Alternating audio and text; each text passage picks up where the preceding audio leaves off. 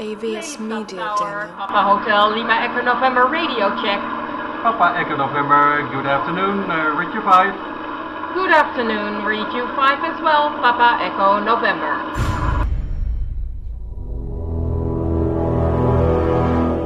The X-Zone radio and TV show is largely an opinion talk show. All opinions, comments, or statements of fact expressed by Rob McConnell's guests are strictly their own and are not to be construed as those of the X-Zone radio and TV show or in any manner endorsed by Rob McConnell, REL-MAR McConnell Media Company, Talkstar Radio Network, its affiliated stations, or employees.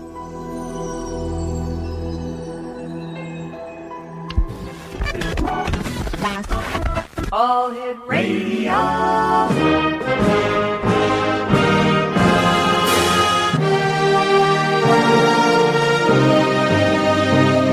Welcome to the X Zone, a place where fact is fiction and fiction is reality.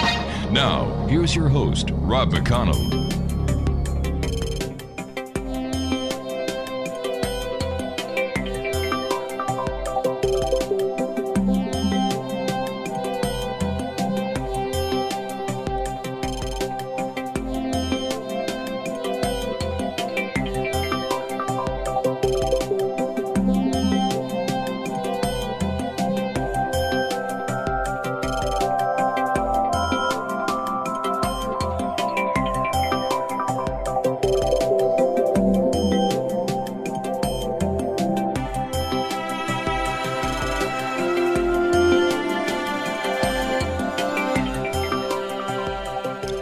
And welcome to the X-Zone, everyone. My name is Rob McConnell, and for the next 4 hours, I'm your host and your guide as together we cross the time-space continuum to this place that I call the X-Zone.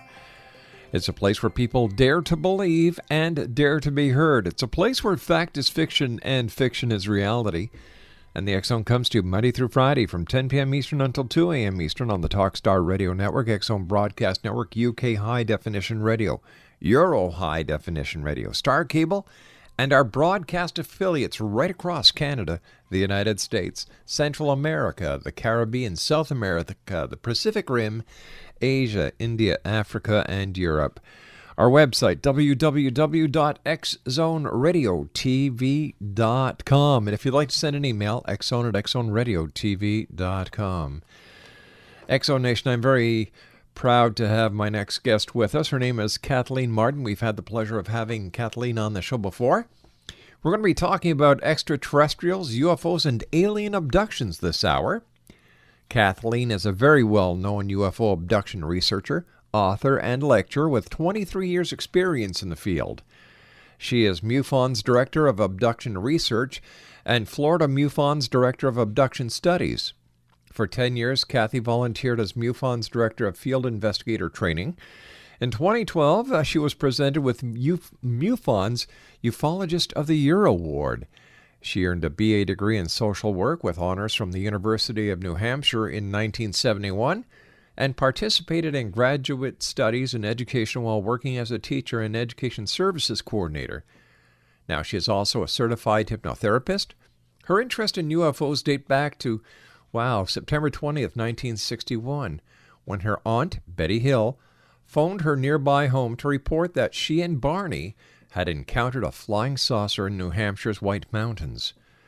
A primary witness to the evidence of the UFO encounter and the aftermath, KATHLEEN was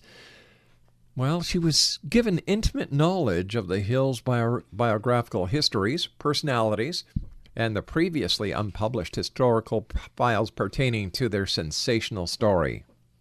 She is the author of 3 books, X-Zone Nation: Captured, The Betty and Barney Hill UFO Experience, Science Was Wrong with nuclear physicist and a good friend of the X-Zone, Stanton Friedman, and The Alien Abduction Files with Denise Stoner. Her chapter, UFO Abductions, Fact or Fiction, appears in UFOs and Aliens. Is There Anyone Out There? Her articles have been published in MUFON UFO Journal, Open Minds Magazine, and on several websites. Kathy has appeared in television and radio programs in the United States, Canada, and the United Kingdom, and has lectured throughout the United States. Her website, X-Zone Nation, www.kathleen-marden.com. That's www.Kathleen, that's KATHLEEN hyphen MARDEN.com. When I come back from this 2-minute commercial break, I will be joined by Kathleen Marden here in the X Zone, a place where people dare to believe and dare to be heard. Don't forget, X Zone Nation, the music soundtracks that we use for our bumpers coming in and out of segments is on our new CD that's available at Amazon.com. The CD is entitled The Music of the X Zone. I'll be back on the other side of this 2-minute commercial break as we continue our investigation into the world of the paranormal and the science of parapsychology from our studios in Hamilton, Ontario, Canada. My name is Rob McConnell. Kathleen Marden is my special guest this hour. We're talking about extraterrestrials, UFOs, and alien abductions. Don't go away.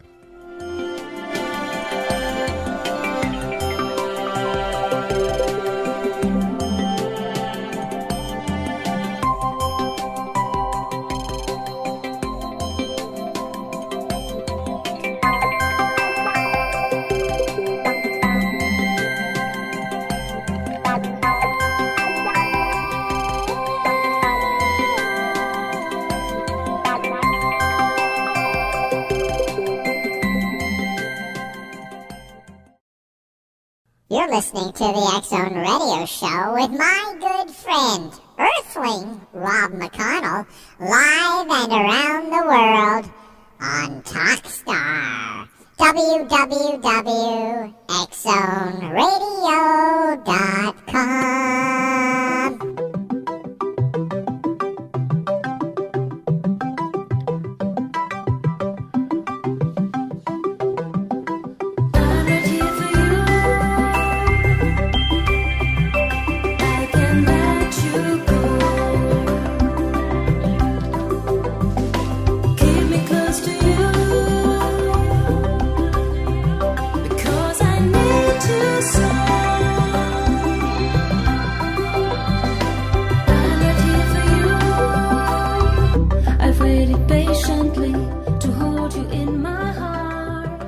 Welcome back, everyone. Kathleen Marden is my special guest this hour. www.Kathleen-Marden.com. And Kathleen, welcome back to the X Zone. Thank you very much for joining us.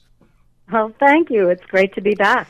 Tell me, Kathleen, over the years, have you seen a difference in the way that the UFO phenomenon is being reported to organizations such as MUFON? And are there still as many alien abductions that are being reported as well? Well, I believe that there might have been an increase in alien abductions recently. And that's different than what I've been saying for the past year. I thought that they were falling off. We had received far fewer reports of alien abduction.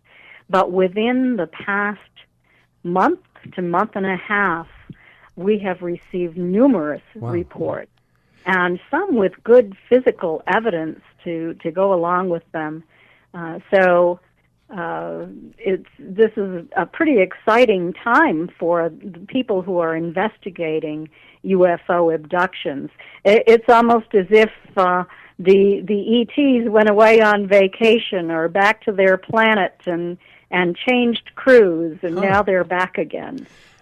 Kathleen, are there specific areas where there is more alien abduction activity than other parts? For example, is the United States leading in alien abductions, or is it some other country? Well, certainly the United States has a lot of reports of alien abductions, and the information that I'm privy to is primarily coming from the United States. We've had fewer reports from Canada, and of course there have been many publicized reports from Brazil, from Africa, reports from Australia and New Zealand as well. It would seem that the countries, besides the United States, Canada, Great Britain, are getting much more ET attention than ever before. Or is it just the fact that we're just hearing about it more often now because of the openness of the communication lines? I don't know what to attribute it to, but there seems to be a great deal of interest building in the UFO and UFO abduction topic. Wow. And people are very curious about this, and it seems that more and more people are curious. The media has focused far more attention upon this recently as well. You mentioned that there is physical evidence that is coming along with the reports that you're receiving at MUFON and other organizations. What kind of physical evidence is being reported to you? Well, in one case, an experiencer was returned hemorrhaging. My goodness. And actually went to the hospital. So that is one piece of evidence. In another case, a person went to bed in perfectly fine shape and woke up in the morning with, during the night, with a back injury and an injury to the back of the head. Unbelievable. It's that sort of thing. Another person has reported that they felt that they were dreaming, and in that dream experience, they felt that they wanted to take a piece of evidence as they were being returned to the house, and woke up holding a leaf. Wow, that is strange. From the tree that they attempted to acquire the evidence from. So it's that sort of thing. I mean, it's sort of circumstantial, yes, because there's no direct link there, but it seems to be somehow associated. Is there a common thread between the people who have reported alien abductions to you and MUFON? Can you? Oh, sure. Is there any similarity between their psychological profiles or their physiology, genealogy, age? Okay. So you might be asking the kinds of questions that I asked on the commonalities study that Denise Stoner and I just completed after a year's time. It was an independent study, actually, that we did, although I'm MUFON's director of the abduction research team, and Florida MUFON's director of abduction studies, and Denise is the assistant director in Florida.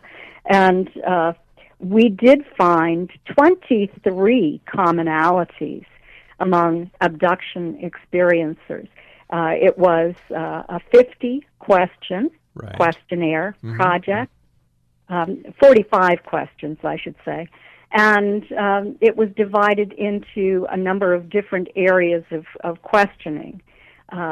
We developed a questionnaire for the experiencer group, and we were able to get 50 respondents. We also developed a control group questionnaire for non-abduction experiencers with 17 or 16 questions.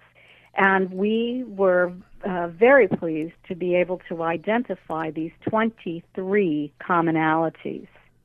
Could you share some of them with us? Or you know? Yes, certainly. Yeah. Oh, great. Okay. Well, let me go through. The first category was demographics. And what we discovered was that the greatest percentage of people who participated in this study were in the 50 to 60 age group. They said that their most recent abduction occurred during that time frame. Right. 44% of those who participated were in that age group. So this was pretty significant. We were wondering, actually, if abductions had started occurring maybe in the late 60s, the early 70s, and if these individuals were continuing to be abducted into their 50s and 60s, and that maybe ETs were not focusing so much on a younger group, but following this particular age group throughout their lifetime. And we received some evidence that that might be the case, with 44% answering in the affirmative in that age group, and stating that they had recently been abducted. Isn't that fascinating? Yes, it was. Also, we wanted to know how many times an experiencer thought that they had been taken. And we were surprised to find that 51% of the respondents said that they had been taken more than 10 times. Unbelievable. During your research, was the description of the abductor the same, or did the description of the abductor, the craft, the method of abduction, did it vary? Well, that is on another part of the questionnaire, and I haven't finished that one yet. Okay. I'm waiting to have 50 responses to that. That is on the ET technology questionnaire, and it is posted on my website. So if anyone listening tonight is an abduction experiencer, and if you do have clear memories of your experience on board the craft, I would certainly appreciate it if you would go to my website and anonymously fill out that form. It would really help my research, and I would greatly appreciate that. What I can say to you is that so far, the greatest percentage of experiencers have stated that they have encountered gray types, your typical taller grays, right, and the shorter grays. How many cases of alien abductions did you investigate last year with MUFON? I don't know how many MUFON investigated, and I don't keep count of the number of cases that I investigate because I make a lot of phone calls, too, that end up not being investigations. I do preliminary investigations, and I do independent investigations aside from MUFON. So I'm sorry I don't have an exact figure. How long does the average alien abduction investigation take you to complete? My investigations that I do independently can take years to complete. Because I start out with a preliminary interview and I look for evidence. I ask individuals who believe that they have been abducted always to keep a diary, because we know that if it happens once, it's probably going to happen again. And also, when they do recall that an experience has occurred, that they would check their bodies, look for black and blue marks, look for puncture wounds. If they find these things, I ask people to photograph them, to send them to me, and also to keep them in their diaries, to record exactly where they are on the body, to mention, to measure them, and to keep very good documentation of this. Also to look for physical evidence in the house. And if a person has a black light, I ask them to take the black light and to look at their bodies for fluorescence. So those are some of the things that I ask for. And I tend to follow a case for years. All right, Kathleen, I hate to do this, sweetie, but you and I have to take our commercial break at the bottom of the hour. Fascinating topic with a fascinating lady. Exo Nation. Kathleen Marden is my special guest this hour. Kathleen-Marden.com. When we come back, we're going to be talking about the alien abduction files. I'll be back on the other side of this break. Don't go away.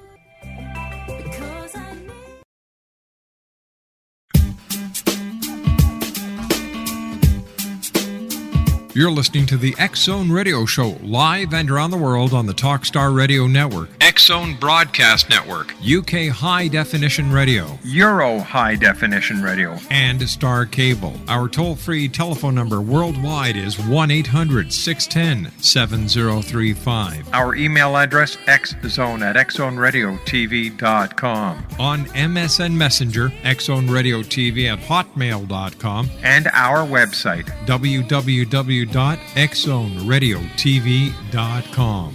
I believe it's meant to be, darling. I watch you.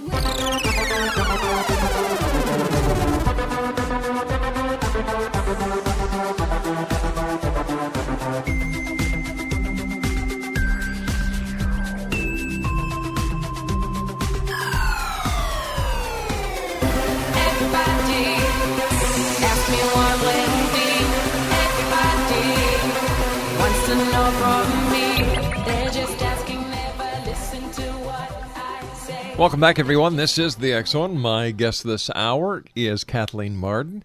Her website is www.kathleen-marden.com. And Kathleen, first of all, I want to thank you so much for joining us. And I kind of did a little dirty trick with our audience. I actually did a bit of a teaser for the alien abduction files, which we're going to be talking about at a later date. The book actually comes out, I believe, in May? Yes, that's correct. May 20th. And May 20th. So we'll have you back on after May the 20th so that we can discuss this book with you. I've got a funny feeling it's going to be very fascinating. It is fascinating. It was fascinating to do the investigations and the research on the number of cases that we discuss in the book.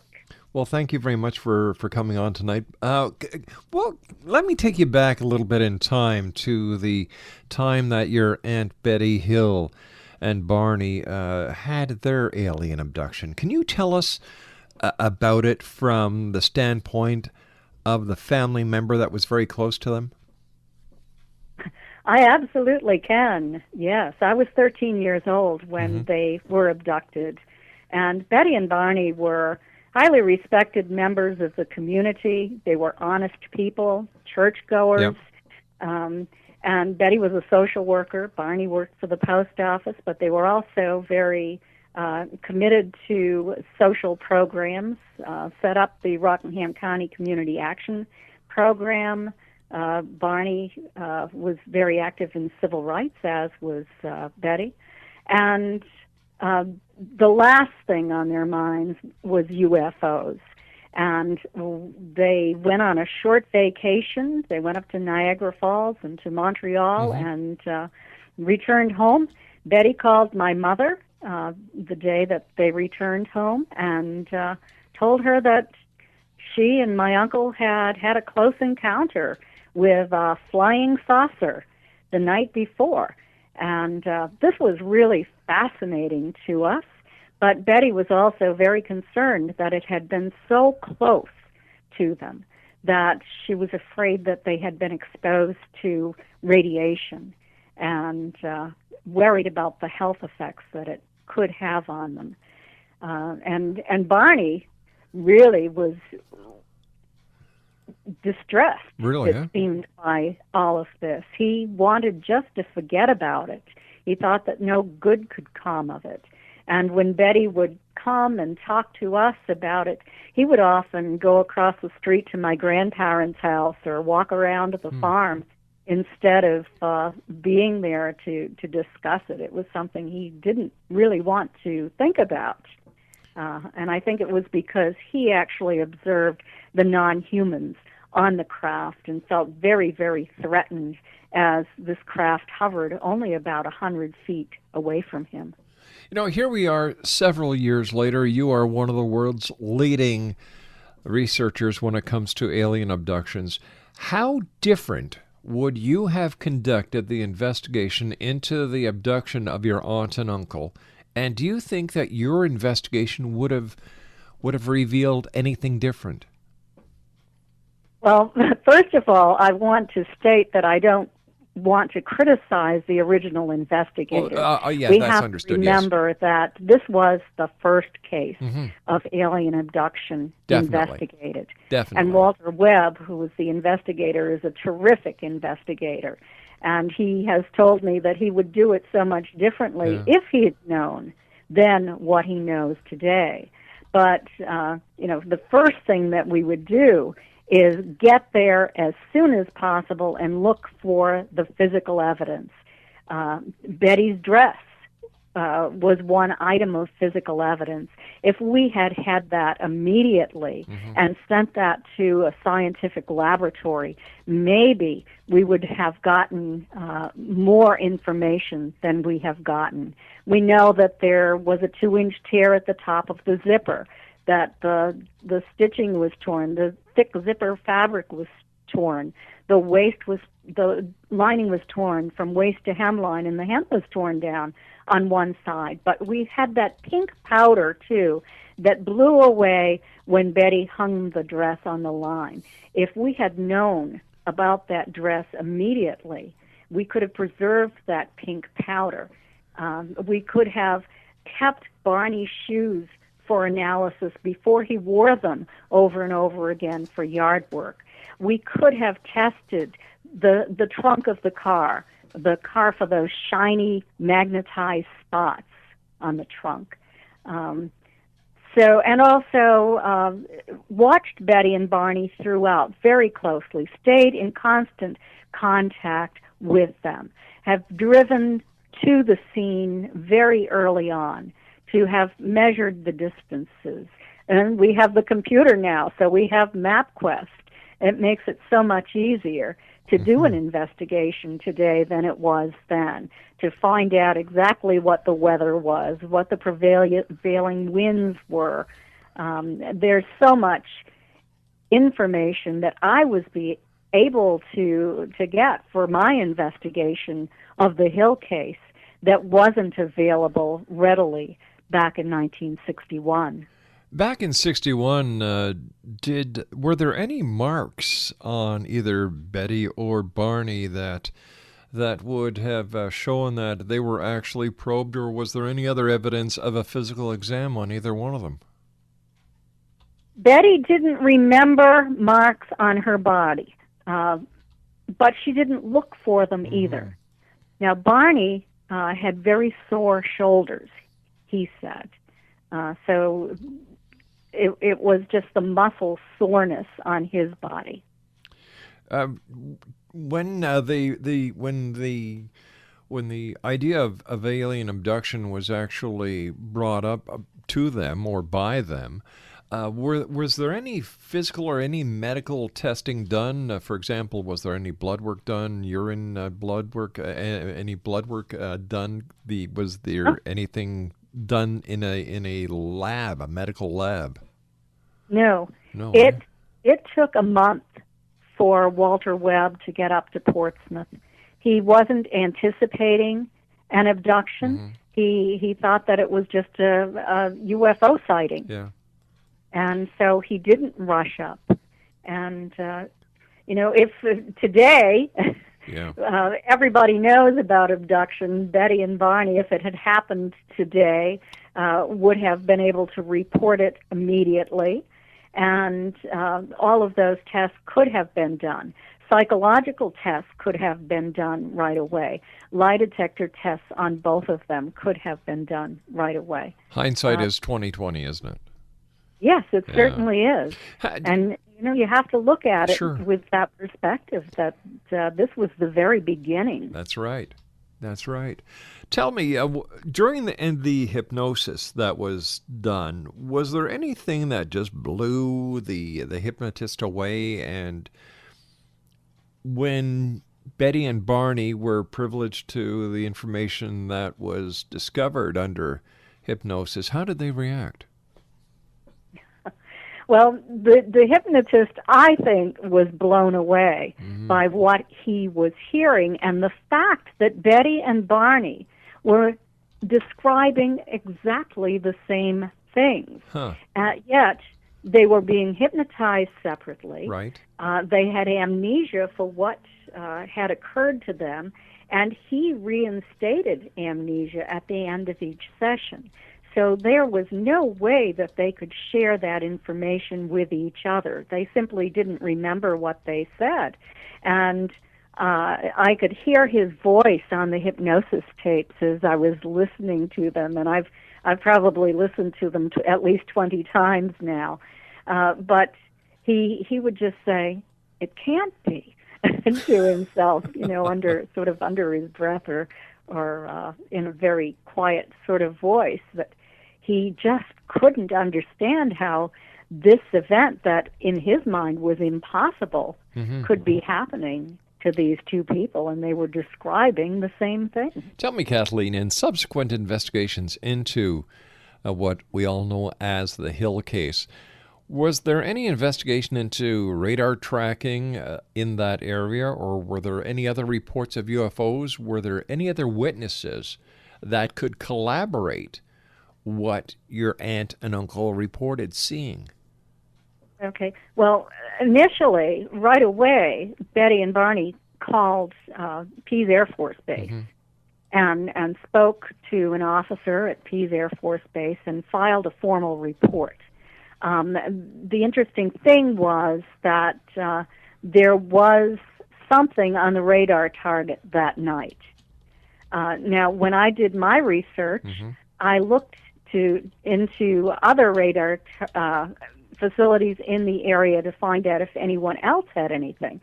And I found that the North Concord, Vermont radar station had a very large, erratically moving object on its radar screen that night, and that object was moving against the prevailing wind.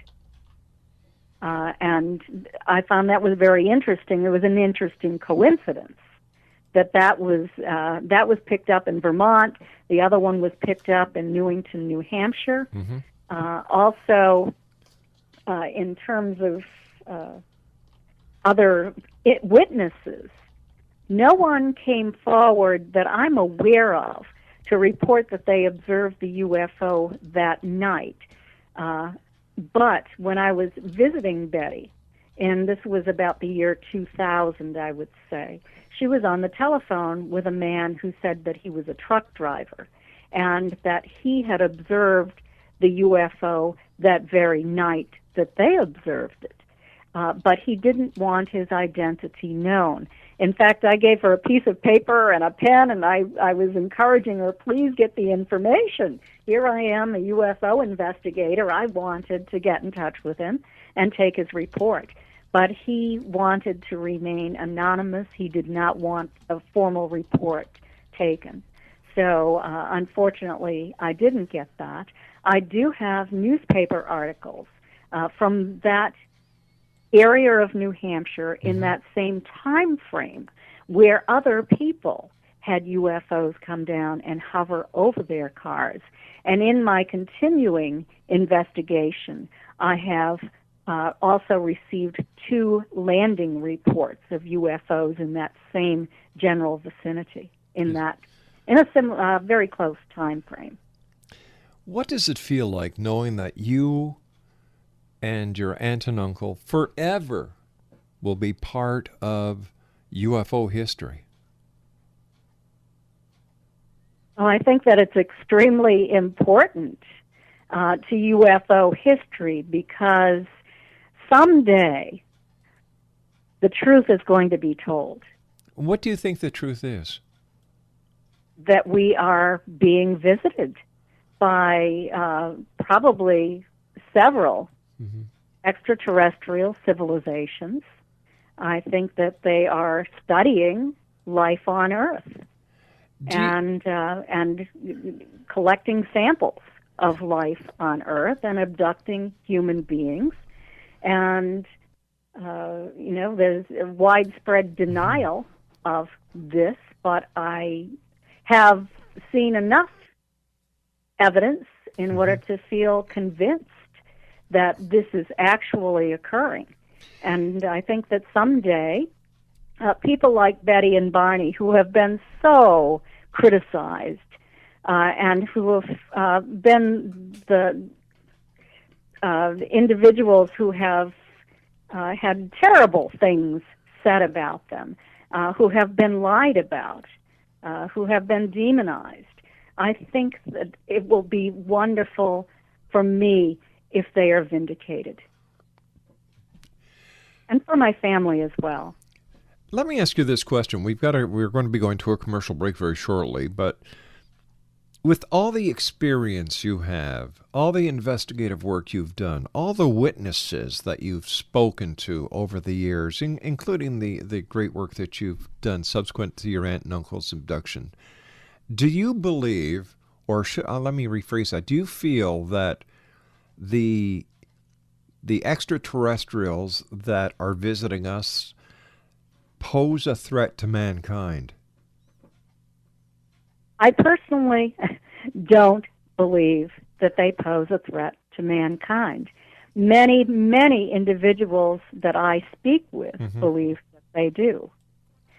And it's a matter of personal opinion.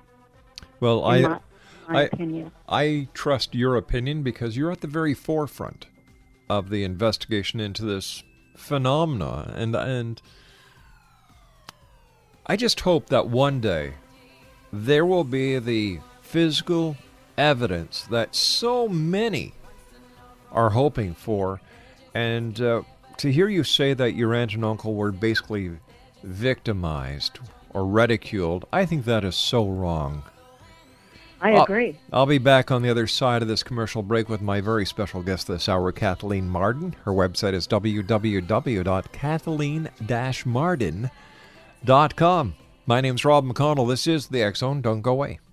Have you ever tried to live without? Did you ever know what it's all about?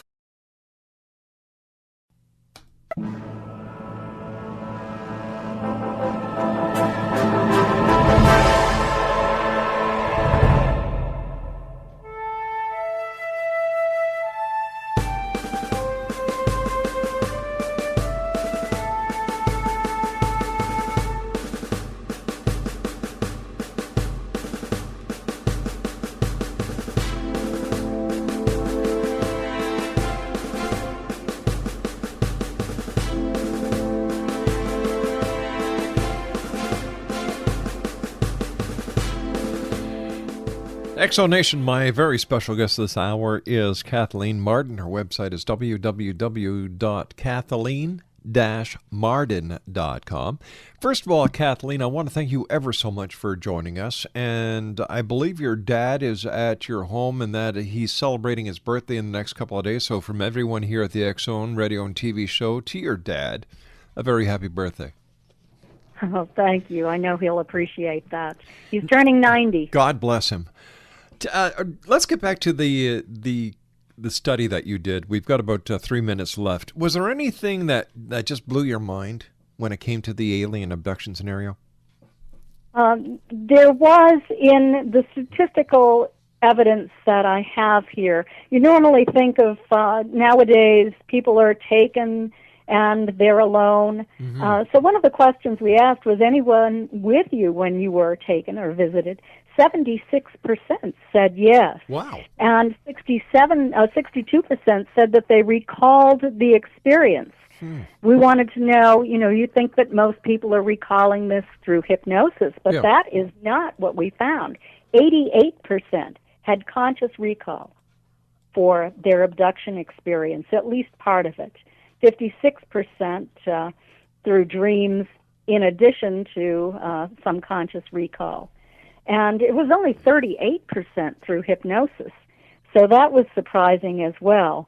And actually 67% observed a craft at less than 1,000 feet immediately prior to their abduction. They were outside when this happened.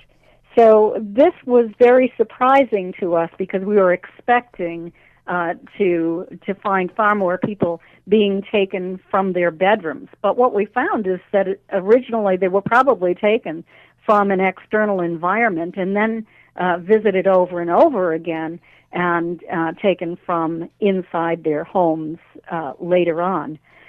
Psi phenomena was also very interesting. 88% of those who participated stated that they had observed psi phenomena in their homes. And so that sort of blew us away, and is something that many researchers don't want to even consider. Why not? Particularly nuts and bolts people. Why not? Because it's something that cannot be adequately explained through Western scientific materialism. It doesn't fit into our scientific paradigm in order to study that sort of thing. So it makes it even more amorphous in a sense when you want to really get your hands on some good physical evidence, and then you're finding out that there are balls of light in people's homes that pop into alien beings, for example. It's a lot more difficult to explain, and things flying through the air. Kathleen, as always, when you're with us, time goes by so fast. We'll have to have you back on in the near future. Congratulations to you and Denise Stoner for a fantastic job. I look forward to your new book, and once again, thank you very much for joining us, and please, a happy birthday to your dad. Okay, thank you. Take care, Kathleen. Exonation, the leading authority on alien abduction research, Kathleen Marden, has been my guest this hour. For more information, please visit her website at www.kathleen-marden.com. I'll be back on the other side of this commercial break with the news at 6.5 minutes past the hour as the X-Zone continues from our studios in Hamilton, Ontario, Canada.